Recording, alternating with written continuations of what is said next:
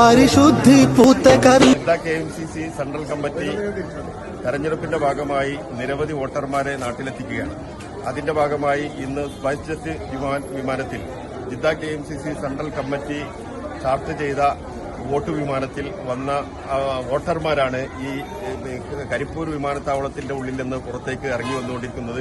ഞങ്ങളിവിടെ എത്തിയപ്പോൾ Jeddah KMCCയുടെ central കമ്മിറ്റിയുടെ സെക്രട്ടറി കൂടിയായ ഇസാഖ് ബോണ്ടോളിയുടെ നേതൃത്വത്തിൽ നിരവധി പ്രവർത്തകന്മാർ ഇവിടെ സ്വീകരിക്കാതെ എത്തിയിരിക്കുകയാണ്.